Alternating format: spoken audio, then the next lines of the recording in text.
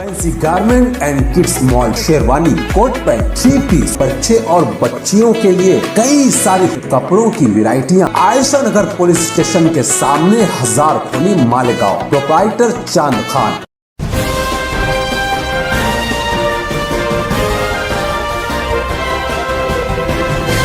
मानव समाचार, मानवता के हक में। सीनियर प्लेयर जो कॉलेज में मुझसे आगे भी थे, जिनको हमने खेलते देखा, मालेगांव स्कूल के साबिक प्रिंसिपल जुबैर सर, हमारे शफीक पीटर साहब, और सामाइन में भी जो मेरे काफ़ी सीनियर और काफ़ी मोटिवेट दौर है। आज जो वो हालात है, इसके अंदर आदमी मेंटली फिजिकली दोनों स्ट्रांग होना चाहिए। मेंटली फिजिकली दोनों स्ट्रांग होना चाहिए। हेल्दी माइंड, हेल्दी बॉडी, ये तो है। आज कमज़ोरी के यहाँ पे चलन बर्दाश्त नहीं लोग कर पाते। और मेरे वालिद साहब हमेशा बोला करते थे, और हम भी हमसे सुना करते थे कि कमज़ोर आदमी हर रिश्ता कमज़ोर कर देता है। कभी आदमी कमज़ोर है तो वो बेटा भी कमज़ोर है, शौहर भी कमज़ोर है, भाई भी कमज़ोर है।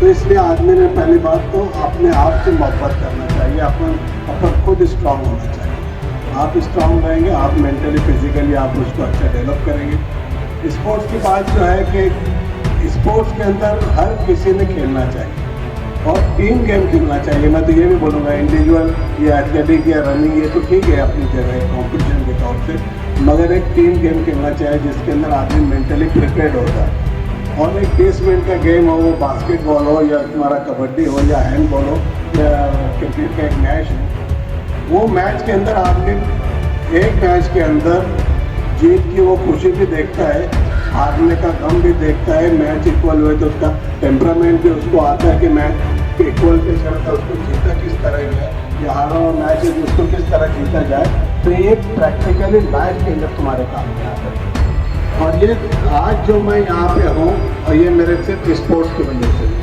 ज़िंदगी के अंदर मैंने बहुत अप एंड डाउन देखे हैं, बहुत उतार चढ़ाव मैं देखा है, मगर ये खेलने का जो मेरे टेम्परामेंट था वही मेरे काम आया।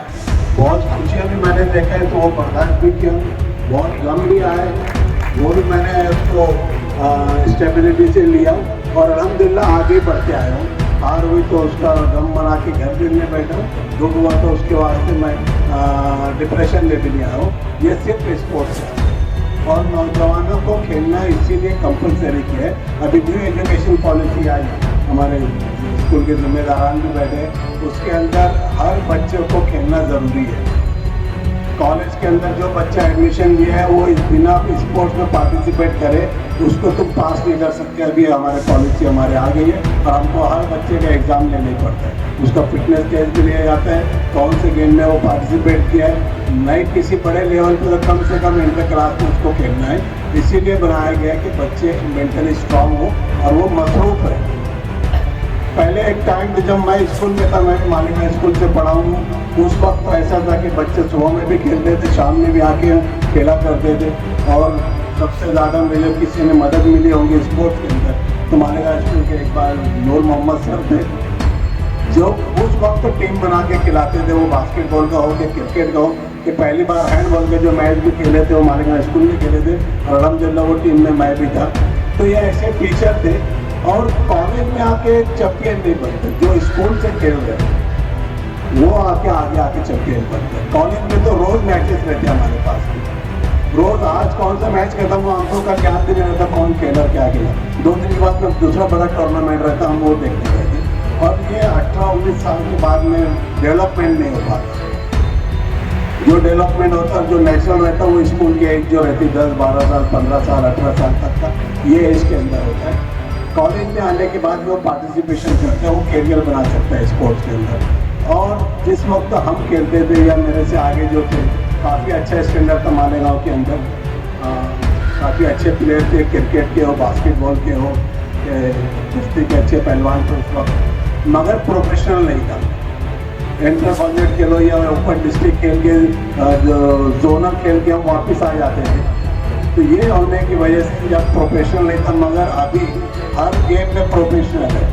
जो क्रिकेट खेल रहा है वो उसके अंदर कैरियर बना सकता है, जो बास्केटबॉल खेल रहा है उसके अंदर वो कैरियर बना सकता है, कबड्डी के अंदर कंटिन्यू लीग साल भर चल रही है और सब अल्हम्दुलिल्लाह पैसा कमा रहे हैं। क्रिकेट के अंदर IPL खेला है वही पैसे वाला है, ऐसा नहीं है। जो डिस्ट्रिक्ट के लीग्स भी खेल रहे हैं उनको भी पैसा नहीं।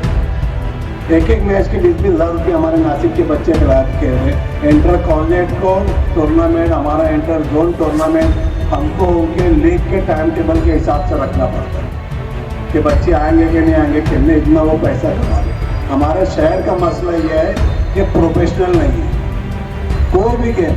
आज एसोसिएशन भी है, ये कोई एसोसिएशन गवर्नमेंट से अफिलेटेड नहीं है। वो क्रिकेट की हो या हमारी कबड्डी की हो कि कुश्ती की हो, कुश्ती फेडरेशन के भी काफ़ी हमारे एक्टिव है, काफ़ी तो कुश्ती के टूर्नामेंट हो रहे, बाहर के कोच भी आ रहे, कुश्ती लड़ भी रहे, मगर वक्ती तौर से खुशी मिलने वाली यही टूर्नामेंट होता है कि आज खेले इनाम मिला, आ गया और यूट्यूब पे इंटरव्यू आ गया, पेपर में फोटो आ गया, ये सोच के मत खेलो। वो क्रिकेट हो गया कोई भी खेलो। बचपन में हमको सिखाया गया था लो इज अ क्राइम, छोटी सोच जुर्म है, सोच तो बड़ी होना चाहिए। खेल रहे हैं तो उसके अंदर पढ़ाई खेलने का, कैरियर बनाने का तो मैं पढ़ाई खेलूँगा, मगर ये स्पोर्ट जो है ये फुल टाइम काम है। जो स्पोर्ट्स के अंदर कैरियर बनाना चाहता है या जिसका नेशनल गेम अच्छा है उसके ऊपर आप ध्यान दो, ये फुल टाइम है। जिस तरह से नीट की क्लास चलती है हमारे पास में, सुबह से बच्चे आके शाम तक, तो स्पोर्ट्स के लिए भी ऐसा ही होना चाहिए। बच्चा सुबह में ग्राउंड पे आना चाहिए, उसका फिटनेस होना चाहिए, दोपहर के अंदर योगा होना चाहिए, शाम में उसका स्किल डेवलपमेंट के लिए होना चाहिए, बाद में उसकी प्रैक्टिस होना चाहिए। और जब तक ये ऐसा नहीं होगा, जब तक तुम चैंपियन नहीं बन सकते, प्रोफेशनल नहीं बन सकते। हमारे साथ के जितने भी लड़के थे जो बाद में प्रोफेशनल में भी आए, और अभी भी हम जो लड़कों को देखते हैं, सही मानों में उनको स्पोर्ट्स के अलावा कोई चीज़ नहीं मालूम। स्पोर्ट्स के अलावा कोई चीज़ नहीं मालूम है। वो बात भी करते थे स्पोर्ट्स की, सुबह में भी तुमको ग्राउंड पे दिखेंगे, दोपहर में भी दिखेंगे, शाम में भी दिखेंगे, स्किपिंग करते दिखेंगे, योगा करते दिखेंगे, स्किल डेवलप करते दिखेंगे। जब कहीं जाके वो प्लेयर बने, वो फिर कोई भी हो, सिराज हो कि विराट कोहली हो कि नए नए जितने लड़के खेले, ये सब लोअर मिडिल क्लास के लोग हैं। फुटबॉल में भी वही है, कुश्ती लीग के अंदर भी आप लोग जितने वो खेल रहे हैं, ज़्यादातर बच्चे गरीब गाँव के, छोटे गाँव के और किसानों के बच्चे जो खेतों में काम करके आए। जब तक तुम ये छोड़ के फुल टाइम नहीं लगेंगे, तुम कामयाबी नहीं करोगे। कामयाबी सिर्फ हार्ड वर्क और ईमानदारी में है। अपने वास्ते पहले तुम ईमानदार रहो, ईमानदारी से खेलो, जब तुम्हारा कैरियर बने। मैं मेरी बात बोलूँगा, मैं आज जो भी हूँ स्पोर्ट्स की वजह से हूँ। सीनियर कॉलेज के अंदर जब मैं इंटरव्यू के लिए आया था, जब NPA लगता था उसके लिए 12-15 लोग इंटरव्यू के लिए थे, 12-15 लोग उसके अंदर थे और सब बड़ी फैमिली के लिए।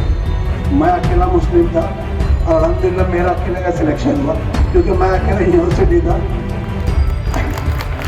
मुझे मालूम था सीनियर कॉलेज के लिए यूनिवर्सिटी प्लेयर लगता था, और उस वक्त तो मैं अकेला यूनिवर्सिटी प्लेयर था जो MP भी था, कामयाब हुआ। तो तुम्हारी मेहनत, तुम्हारी ईमानदारी, तुम्हारी तालीम वेस्ट नहीं होती, उसकी सबसे बड़ी मिसाल मैं। और कैरियर मेरा स्पोर्ट्स की वजह से बना, यही मेरा शौक था और आज तक अल्हम्दुलिल्लाह यही शौक है। कोई दिन मेरा ऐसा नहीं जाता जब मैं ग्राउंड पे नहीं जाता हूँ या जिम में नहीं जाता हूँ। और शहर के अंदर उसके बाद से जितने भी बच्चों ने खेला है, जितने भी बच्चे आगे गए, वो किसी भी गेम में हो, अल्हम्दुलिल्लाह सबको मैं लेके गया हूँ, मेरी निगरानी में लेके गया हूँ। और बहुत बच्चों ने मेहनत किया। खासतौर से मैं फ़हीम की बात करूँगा, फ़हीम बॉक्सर की। ये सुबह में स्विमिंग भी करता था, दोपहर में पंचिंग भी करता था, शाम में बास्केटबॉल भी खेलता था, रनिंग भी करता था, जब जाके ऑल इंडिया खेला। सैयद इमरान ने बास्केटबॉल के अंदर 3 बार यूनिवर्सिटी खेला। ये दिन भर प्रैक्टिस करते थे। हमारा मैच दोपहर में आ सकता, इसलिए दोपहर में भी खेलते थे। कौसैन कादरी है, आमिर कारपोरेटर है, ये कौसैन है तो मालेगांव क्या महाराष्ट्र में होती है। और ये खेले लेने इसके बाद में दूसरा से, और इनको खेलना, इनको खिलाना हमको भी अच्छा लगता था। उस वक्त तो बॉडी बिल्डिंग के अंदर ही उबैद था, जो ऑल इंडिया खेला वो उसके अंदर। और ख़ास तौर से मैं अभी वो मुसद्दिक आया नहीं है, जो वॉलीबॉल का प्लेयर था, हमारा सिटी कॉलेज का स्टूडेंट है, शायद पूना में कहीं अभी वो कर रहे हैं। मालेगांव में उस फील्ड में इतना उससे बड़ा प्लेयर कोई नहीं आया। 4-5 बार वो यूनिवर्सिटी खेला, ऑल इंडिया खेला, पूना यूनिवर्सिटी का कैप्टन रहा। तो ये लोग खेले और बाद में क्यों नहीं खेले, उसकी वजह है कि ये जैसी मेहनत करते थे ऐसी मेहनत कोई नहीं करता। ये दिन में, शाम में, रात में फिटनेस, स्किपिंग, फ्लेक्सिबिलिटी के लिए योगा, हर चीज़ करते थे। जब कहीं जाके ये प्लेयर बने और अल्हम्दुलिल्लाह इनका नाम हमेशा लिया जाता था। जब भी स्पोर्ट्स की बात चलती है, पूना यूनिवर्सिटी की बात हो कि हमारे नासिक की बात हो, ये सब बड़े प्लेयर हमारे रहे, तो हमारे शहर के अंदर नेचुरल स्पोर्ट्स है, मगर उसके लिए फुल टाइम लगना पड़ता। ये बॉक्स क्रिकेट खेल रहे हैं और रात में प्रैक्टिस कर रही है, सबसे तो पार्टिसिपेट हो सकते, चैंपियन भी बन सकते, कैरियर में करा सकते। उसके लिए तुमको फुल टाइम मेहनत करना पड़ेगी, और जब तुम स्पोर्ट्स में लगे रहेंगे, अपने आप में मेहनत करेंगे, बाकी सारी खुरापात से तुम दूर रहेंगे। ये सब चीज़ ना तुम्हारा मोबाइल में ध्यान रहेगा, ना और कोई दूसरी जो अभियान आई है उसमें किसी का ध्यान रहेगा। ये सब बच्चे आज कल हम सब फिट है, सब एक्टिव है, सब आज भी ग्राउंड पे रहते हैं, नए ग्राउंड तो वॉकिंग करते नहीं है तो जिम जाते हैं, तो ये सब चीज़ लगी है उनके साथ। मैं जब स्कूल में था या कॉलेज में था या जब तक नौकरी पे नहीं लगा था, मैं क्रिकेट भी खेलता था, बास्केटबॉल भी खेलता था, रात में कबड्डी भी खेलता था। कबड्डी तो बंद हो गई थी, बाद में मैं ही चालू कराया कि हमारे साथ के फैयाज सर ये सब हमारे है साथ में खेलने वाले। और उसके बाद भी मेरे पास टाइम रहता था, मैं करमुल्ला में कुश्ती भी लड़ता था। तो ये तो ठीक है, शौक था मेरा, अल्हम्दुलिल्लाह अल्लाह ने मुझे उसी में नवाजा, मैं उसी में कामयाब बना। पीएचडी की जो बात है, मैं एजुकेशन फैमिली से तो बिलोंग करता हूँ। हमारे घर पे कभी कोई बात एजुकेशन के अलावा कभी कोई दूसरी बात नहीं होती थी। वालिद साहब के साथ में जो बैठे सिर्फ तालीम की बात होती थी। कभी उन्होंने मुझसे ना सियासी बात की, ना कारोबार की बात की, ना और कोई दूसरी बात करी। हमारे घर में बात होती थी जो तालीम की बात होती थी, अदब की बात होती थी, और एजुकेशन लेना चाहिए, एजुकेशन की अहमियत क्या है, एजुकेशन से सरबुलंदी क्या है, वालिद साहब यही बात करते थे। और जब मैं पीएचडी रजिस्ट्रेशन कराया था सबसे पहला 97 में, जब तो स्पोर्ट्स के अंदर पीएचडी होंगे ये कोई सोचता भी नहीं था। जब गाइड नहीं था, मेरा अलमिया ये था कि जब मैं रजिस्ट्रेशन कराया तो गाइड भी नहीं था, और मेरा इसलिए रिजेक्ट हो गया कि गाइड नहीं था। अपने महाराष्ट्र में कोई गाइड नहीं था। फिर बाद में जब गाइड जब आया, जब हमने ज़्यादा फोर्स किया और ज़्यादा जब मैंने उसके पीछे लगा कि नहीं मुझे पीएचडी स्पोर्ट्स में करना ही, तो मुक्त विद्यापीठ के अंदर गाइड था, वो एजुकेशन के गाइड थे। मराठवाड़ा यूनिवर्सिटी में भी गाइड आए और वो एजुकेशन के गाइड थे। तो मैं ये बोलता था कि एजुकेशन में गाइड, स्पोर्ट्स में क्या मुझे मदद करता। जब पहली बार मैं इसमें ऑप्शन देखा तो मेरे वालिद साहब के वो डायरेक्शन में लिखा गया था, जब क्योंकि जब गाइड नहीं था।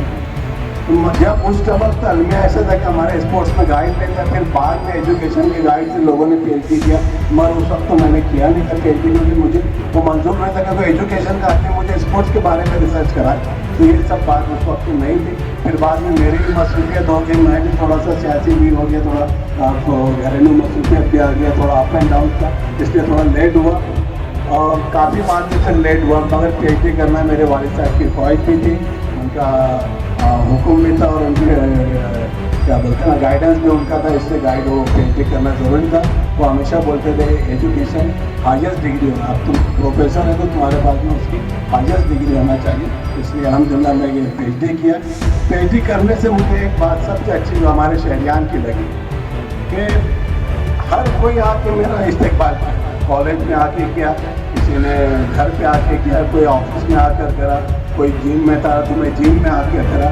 ऐसे लोग भी करें जो सियासी तौर से भी मेरे मुखालफिन भी थे, कोई नज़रियाती तौर से भी मुखालफिन थे, मगर वो सब ने आके मेरा इस्तेकबाल किया और आज के सब ने इसकी तारीफ करी। एक बात समझ में आई कि लोग तालीम को पसंद करते हैं और लोगों को तालीम याफ्ता देखना चाहते हैं। तो ये हमारी तुम्हारी सबकी जिम्मेदारी है कि हमने तालीम हर किसी तक जाना चाहिए, आला से आला तालीम तक लोगों तक पहुंचना चाहिए। हमारा शहर मस्जिद मीरानों का शहर था, कभी अदब का शहर था, कभी शायर व अदीबों का शहर था, मगर आज हमारा शहर तालीम का भी सेंटर हो गया। 50-55 लोग MBBS के अंदर हमारे पास एडमिशन लेते थे, आज अल्हम्दुलिल्लाह पिछले 20 साल शायद 70 बच्चों ने MBBS में एडमिशन लिए। तो हमारे शहर के लिए बहुत एजाज़ की बात है। हमारे शहर में नेचुरल टैलेंट बहुत है, वो तालीम की बात हो, कि स्पोर्ट्स की बात हो, कि हमारा क्रिएटिव माइंड हो, ये हमारे शहर में बहुत है। इनको प्रॉपर होना चाहिए। और सबसे अच्छी बात है कि हमारे पास कोई अच्छा काम करे तो शहर उसकी सराहना भी बहुत करता है, ये हमारे लिए सबसे अच्छी बात है। मैं खाली एक ही बात इसके अंदर बोलूँगा कि इसके अंदर आप सब अपनी जिम्मेदारी समझना चाहिए। स्कूल के वो टीचर हो, कि हमारा ये काम शहरी हो, कि हमारे शहर के नौजवानों को तालीम के साथ जोड़ना चाहिए। खाली तुम खेलेंगे इससे कुछ होने वाला नहीं। तुमको साथ में तुम्हारी तालीम भी रखना पड़ेगी। मैं यूनिवर्सिटी खेला या ऑल इंडिया खेला, मेरा वो काम जब आया जब मैं एंट्री भी किया था और फर्स्ट क्लास में भी किया। सीनियर कॉलेज के लिए फर्स्ट क्लास एंट्री लगता है और यूनिवर्सिटी प्लेयर लगता है या नेशनल प्लेयर लगता है। तो मैं यूनिवर्सिटी प्लेयर के साथ में फर्स्ट क्लास में पास हुआ था, इसलिए मुझे जॉब मिला। और नौजवान लड़कों ने पढ़ना चाहिए। अभी भी जो मैं देख रहा हूँ लिस्ट, वो मेडिकल की हो या तुम्हारा अभी जो हमारे पास पीजी में जो एडमिशन है एमएससी में 70% लड़कियाँ हैं, 70% लड़कियों का एडमिशन हो रहे हैं। तो ये लड़कों ने, नौजवान लड़कों ने इस पर ध्यान देना चाहिए। नौजवानों ने मोबाइल या दूसरी और भी जो खुराफात है उससे दूर होना चाहिए। और हमारे इसके अंदर पहले ही हमको बताया गया था कि मैं 8 फैकल्टी का हूँ कि पहले आदमी जो है ना अपने आप से प्यार करे, उसके बाद तुम सबके लिए अच्छे, तुम कामयाब हो जाओ। तुम बेटे भी अच्छे हैं, बाप भी अच्छे हैं, शौहर भी अच्छे हैं और भाई भी अच्छे हैं। तुम ही नाकाम है तो फिर तुम हर जगह से तुम नाकाम होने वाले। तो तुम पहले खुद सेल्फिश थोड़ा सा सोचो। स्पोर्ट्स के अंदर हमारे कोच यही बोलते थे कि तुम पहले सेल्फिश बनो। तुम पहले 50 रन मारेगा तो तेरी टीम के 50 रन बढ़ेगा। तुम बहुत पहले बॉल पे छक्का मारा और दूसरे बॉल पे आउट हो गए तो ये टीम के लिए नुकसान है। तुम पहले अपना खेलो, पहले अपना सेटल हो। तुम बॉलिंग डाल रहे हो तो तुम पहले विकेट लेने के लिए बॉल डालो। तुमने एक और मेडल डाला वो इतना अहम नहीं है, तुम एक विकेट के ये अहम है। बास्केटबॉल खेल रहे हो तुम अटेम्प्ट कितना करते हो? तुम 10 अटेम्प्ट करेंगे तो कम से कम 5 काउंट होगा। तुम 5 ही अटेम्प्ट करेंगे तो 2 काउंट होगा। तो ये सब बातें जो है ये पर्सनल लाइफ के अंदर उसको इम्प्लीमेंट करना चाहिए। ये सोच, ये थिंकिंग जो है ना पर्सनल लाइफ में आना चाहिए। और ये सिर्फ स्पोर्ट्स है। स्पोर्ट्स खाली एक गेम है या एक खाली खेल नहीं है, एक पूरी पर्सनैलिटी है। मगर तुम उसको सीरियसली लेके करो और उसको कैरियर बनाने के लिए करो। और स्पोर्ट्स के अंदर हमको बोले जाता था कि तुम जीत जाओ, तुम जीत जाओ, फिर सब चीज़ आदमी भूल जाता है। वो किसने कैच छोड़ा या किसने मिस किया या कौन रन आउट कराया, वो सब कुछ काउंट नहीं होता। तुम हार गए तो तुम अच्छा भी खेले तो बोलते वो बैटिंग स्लो किया, तुमने विकेट भी दिया तो बोलते कि उसने रन ज़्यादा दिया। तो ये निगेटिव बात जब आएंगे जब तुम हारेंगे या नाकाम होंगे। तो तुम पहले मैच जीत जाओ, वो किसी भी तरीके से मैच जीतो। कोच हमारे सीधे सीधे बात ये बोलते थे। नंदन नगर को भी बहुत बड़ा कोच था जिसकी वजह से मेरे को काफ़ी फ़ायदा मिला यूनिवर्सिटी खेलने के अंदर भी। उसकी ये सारी बातें थी। और तुम कामयाब हो जाओ, नाकाम हो के मुँह मत दिखाओ। और ये बात हमने पर्सनल ज़िंदगी में सीखा कि नाकाम हो के माँ बाप को मुँह नहीं दिखाने, हमको कामयाब हो। तो ये हार जीत, अच्छा बुरा, ये स्पोर्ट्स से आती है। और बर्दाश्त करने की ताकत और दिमाग और दिल जो मजबूत होता है वो स्पोर्ट्स से आता है। एक मैच के अंदर तुम्हारा अप एंड डाउन सब आप देखते हैं। ज़िंदगी के अंदर मेरा वही काम आया, वही मैं सीखा। और मैच भी खेलने हम जाते थे तो पहले लगता था जुबैर सर बैठे, हमारे फरीद परानी बैठे, ये सीनियर लोग हमको पहले ही बताते थे कि वो कोना के बैट्समैन रहते, बॉल डालने की वो ऐसा मारते हैं या वो को जरा भी शॉर्ट पिच मिला तो वो स्क्वायर कट करते हैं या पुल करते हैं। मगर खेलना तो है और हमने खेला, अल्हम्दुलिल्लाह हर जगह कामयाब हुए। तो यही बात मुझे कभी डर नहीं लगी। राजकारण में आने का था, जब भी लोगों ने मुझे डराया, समझाया, मना किया, मगर मुझे लगता था कि मैं हर चीज़ फेस करूँगा। और इसलिए अल्हम्दुलिल्लाह मैं कामयाब हो गया, मेरे में हिम्मत है। बिजनेस में भी आए, कामयाब हुए, अच्छा बुरा जो भी होगा हम कामयाब होंगे। अल्हम्दुलिल्लाह हम कामयाब हुए। तालीम में है उसमें कामयाब हुए, अल्लाह ने हर जगह नवाजा। अल्लाह का बहुत बहुत शुक्रिया अदा करता हूँ। और सबसे बड़ी बात है मेरे माँ बाप की दुआएं थी मेरे साथ, खास तौर से मेरे वालिद साहब की। आज जो मैं उनकी वजह से हूँ यहाँ पे। मैं मिसिंग ग्रुप, हमारा जो ग्रुप है काफ़ी एक्टिव है, उसका शुक्रिया अदा करता हूँ। तो उन्होंने शाया निशान प्रोग्राम रखा मेरे लिए और शहरियान के लिए। मैं आप सबका शुक्रिया अदा करता हूँ। मिसिंग ग्रुप की जिम्मेदारी अब काफ़ी बढ़ गई है। एक हमारे जो छोटा सर्कल जो था, हम हमेशा मिलते थे और किसी का आपस में इस्तेकबाल करते थे, या किसी की बच्ची पास हुई या किसी को कोई एजाज़ मिला उसके लिए करते थे। अब शहरियान की उम्मीद हमसे ज़्यादा है। हमको समाजी काम में भी आगे आना पड़ेगा और ख़ास तौर से तालीमी काम में भी हमको आना पड़ेगा। और मैं एक जिम्मेदारी से इसलिए बोल रहा हूँ, ग्रुप का एडमिनर मैं हूँ। ज़्यादातर लोगों ने आगे मुझे बोला और काफ़ी तो हमारे साथ के लोग इसके साथ में जुड़ना चाहते हैं। ग्रुप को थोड़ा वसी करना पड़ेगा। और हमारे तक जब तक ठीक, मगर शहरियान की उम्मीद हमसे बढ़े। और हमारे जो शुरुआत में जब हमने बनाए थे, खलील वकील साहब भी इसके अंदर थे, जो भी हमसे दूर हो गए, उनका इंतकाल हो गया। और उस वक्त हमारी बात थी कि हमको शहरियान को कुछ देना है, ख़ास तौर से तालीमी फील्ड के अंदर। तो इंशाल्लाह उसके अंदर हमारा मिसिंग ग्रुप आगे उसके लिए भी काम करेंगे, और जैसे जहाँ शहर की ज़रूरत पड़े मिसिंग ग्रुप इंशाल्लाह हम हमेशा साथ रहेंगे। मैं मिसिंग ग्रुप का भी शुक्रिया अदा करता हूँ, और हमारे स्टेज पे आए मेहमानान का भी शुक्रिया अदा करता हूँ। बड़ी तादाद में हमारे स्पोर्ट्समैन प्लेयर सामईन आए, मैं आप सबका शुक्रिया अदा करता हूँ। शुक्रिया। फिर तो मुझसे ये झगड़ा हो नहीं सकता।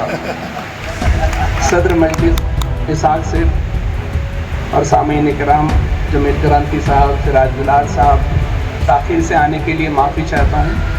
कोई ताख़ीर तो कुछ बाइस ताख़ीर भी था, लेकिन आज इस महफिल में मेरा आना इसलिए भी ज़रूरी था कि मुझे लोग फ़ोन कर कर के बोल रहे हैं, क्या डॉक्टर साहब मुबारक को। मैंने बोला क्यों? बोले साला डॉक्टर हो गया।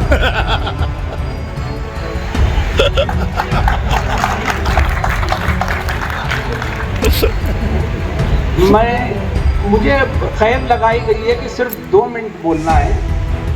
2 मिनट में मेरे ख्याल से आदमी इजाब व कबूल तो कर सकता है कि कबूल किया मैंने, उसके अलावा 2 मिनट में और कुछ नहीं हो सकता यार।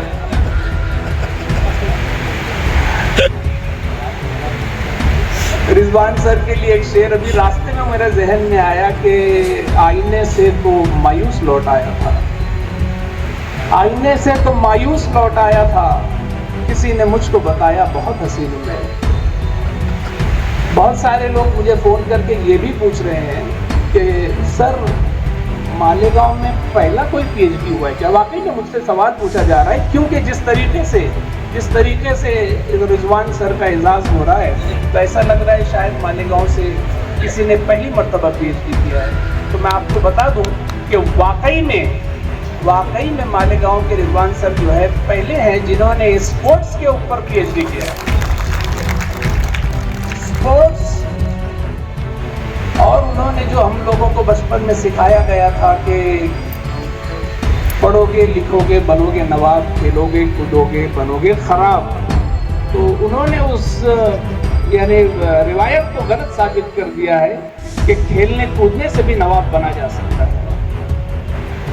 बल्कि अब तो ऐसा लगता है कि खेलने कूदने वाले ही बहुत आगे जा रहे हैं, और पढ़े लिखे ग्रेजुएट्स तो वड़ा पाव बेच रहे हैं। हमारे मुल्क में वड़ा पाव बेचते हैं, और खेलने कूदने वाले जो हैं आज बहुत आगे चले जा रहे हैं। कभी कभी मुझे अफसोस होता है कि काश के खेल कूद में थोड़ी सी तवज्जो देता तो आज इसी तरीके से मेरा भी एजाज़ हुआ होता है। मैं भी डॉक्टर बना था, लेकिन बखुदा ऐसा एजाज़ मेरा नहीं हुआ था। जिस तरीके से रिजवान सर का एजाज़ हो रहा है, उसकी वजह कि उनके शहर के अंदर रिजवान सर की जो इमेज है वो एक सियासतदान की हैसियत से भी है, लेकिन एक ऐसा सियासतदान जिसके नाम के साथ सर लगा हुआ है। कोई भी आज तक किसी ने मेरे ख्याल से कोई उसको सिर्फ रिजवान खान नहीं बोलते हैं, रिजवान सर के नाम से याद किया जाता है। और उसकी वजह सिर्फ ये है कि वो न सिर्फ सियासतदान हैं बल्कि एक प्रोफेसर भी हैं, कॉलेज के प्रोफेसर भी हैं। हालांकि ये उस रिवायत को हिंदुस्तान की इंडिया भारत इंडिया यानी आप जो भी कहो उसकी रिवायत को इन्होंने तोड़ दिया है। हमारे यहाँ पर सियासतदान जो है उसका शेवा होता है कि वो जाहिल होता है, जो जितना बड़ा जाहिल होता है वो उतनी बड़ी पोस्ट पर होता है। और अगर साथ में कोई छोटा मोटा काम जैसे चाय वाय वाला हो तो प्राइम मिनिस्टर भी बन जाता है, नहीं तो उसी हिसाब से लोगों को रुतबे दिए जाते हैं। मिनिस्टर्स को जो है जितना बड़ा जाहिल होगा उतनी बड़ी पोस्ट दी जाती है, और उसके अंडर में काम करने वाले सारे IAS officer, highly qualified officers उनके अंडर में काम करते हैं। तो हमारे बच्चे कभी कभी सोचने पर मजबूर हो जाते हैं, जब अगर कोई गौर करेगा कि क्या हमें पढ़ लिख कर IAS ऑफिसर बनना है और इन जोहला के अंडर में काम करना है, या जाहिल रहकर सियासत में जाना है और अपने अंडर में IAS ऑफिसर्स को काम करवाना है, उनको ऑर्डर देना है। कभी कभी सोचने पर मजबूर हो जाता है। मेरे ख्याल से वो सिर्फ हमारे हिंदुस्तान का शेवा है कि हमारे यहाँ सियासतदान जो है उसके लिए कोई क्वालिफिकेशन होना चाहिए। मेरे ख्याल से उसके लिए कोई क्राइटेरिया होना चाहिए कि कम से कम ग्रेजुएट होना चाहिए, ग्रेजुएट हो पोस्ट ग्रेजुएट हो तभी उनको पोस्ट मिलनी चाहिए। लेकिन हमारे हिंदुस्तान के अंदर जो है जहालत क्राइटेरिया है, आज आप देख रहे हैं कि जिस तरीके से लोग मिनिस्टर्स कैसी कैसी बातें करते हैं, तारीफ का तोड़ मोड़ कर देते हैं, सिकंदर आजम और न जाने कितनी जहालत की बातें करते हैं कि हमें अफसोस होता है। हम लोग जो दोस्त जो बाहर रहते हैं, बैरून मुल्क में रहते हैं, जब वो हमसे पूछते हैं, बात करते हैं, तो हमको शर्म आती है कि हम एक ऐसे मुल्क में रहते हैं कि जहाँ पर हमारे यहाँ सियासत की ऐसी ऐसी पोस्ट पर रहने वाले लोग इतनी बेवकूफ़ाना बातें करते हैं। तो ऐसे माहौल में एक सियासतदान का PhD कर लेना वाकई बड़ी बात है। मैं मुबारकबाद देता हूँ रिजवान सर को, बहुत बहुत मुबारकबाद देता हूँ, अपनी तरफ से मुबारकबाद देता हूँ। अजीज़ नबील का एक गज़ल के चंद अशार याद आ रहे हैं कि बेसबब ही सही आवाज़ उठाओ तो सही, बेसबब ही सही आवाज़ उठाओ तो सही, अपने होने का कुछ एहसास दिलाओ तो सही। सांस लेता हुआ हर रंग नजर आएगा, तुम किसी रोज मेरे रंग में आओ तो सही। जिंदगी जिस्म के बाहर भी नजर आए कभी, जिंदगी जिस्म के बाहर भी नजर आए कभी, कोई हंगामा सरेरा उठाओ तो सही। हौसला है तो जजीरा भी तुम्हारा होगा, हौसला है तो जजीरा भी तुम्हारा होगा, कश्तियां खौफ की साहिल पे जलाओ तो सही।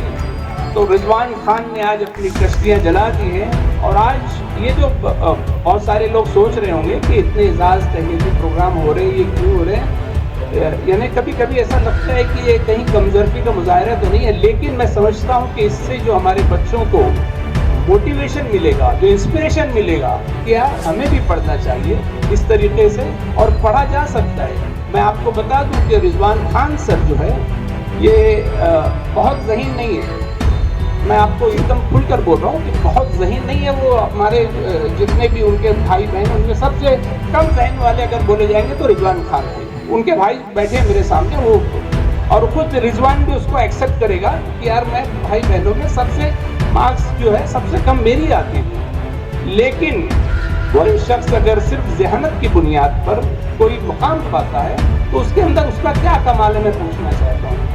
कोई शख्स जो है, अल्लाह ने खुदादार चीज़ है, किसी को जहनत दी है और अगर वो कोई मुकाम पाता है तो कौन सा कमाल किया उसने। मैं समझता हूँ कि उसने कोई कमाल नहीं किया। लेकिन अगर किसी की ज़हनी इस्तेताअत उसकी नहीं है, उसके बावजूद भी अगर वो कोई चीज़ अचीव करता है तो क्रेडिट उसको जाना चाहिए। और मैं इसीलिए उनको मुबारकबाद देता हूँ कि उनकी इस्तेताअत नहीं थी, सिर्फ मेहनत और जिसको बोलते हैं परसिवरेंस। आप किसी चीज़ के पीछे लग जाते हैं और जो काम करना चाहते हैं। मैं देख रहा हूँ कि जब रिजवान खान को मैंने देखा है कि उनको ऐसा लगा कि शायद सियासतदान यानी सियासत में जाना चाहिए, तो एक्चुअली उनका सियासी बैकग्राउंड नहीं था, उनका कोई सियासी बैकग्राउंड नहीं था। लेकिन जब सियासत में आए तो उन्होंने उस फील्ड में भी अपना लोहा मनवाया। तालीम में आए तो प्रोफेसर बने और आज PhD भी बन चुके हैं। तो मैं समझता हूँ कि ये सीखने की चीज़ है कि अगर खुदा ने तुम्हें इस्तेताअत नहीं दी है, ज़हनी इस्तेताअत नहीं दी है, लेकिन आप अपनी मेहनत से, लगन से किसी भी चीज़ को पाने की तुम्हारे अंदर धुन होना चाहिए। अगर तुम्हारे अंदर वो धुन है तो दुनिया की कोई ताकत तुमको अपना टारगेट अचीव करने से रोक नहीं सकती। ये पैगाम रिजवान खान ने पूरे शहर को दिया है, इसीलिए मैं शहरियान की तरफ से उनको मुबारकबाद देता हूँ और दुआ करता हूँ कि अल्लाह ताला उनको और फील्ड में भी PhD करें और दूसरे जो बच्चे हमारे पीछे हैं वो भी कोशिश करें। इंशाअल्लाह हमारे शहर का नाम पूरे हिंदुस्तान में चले।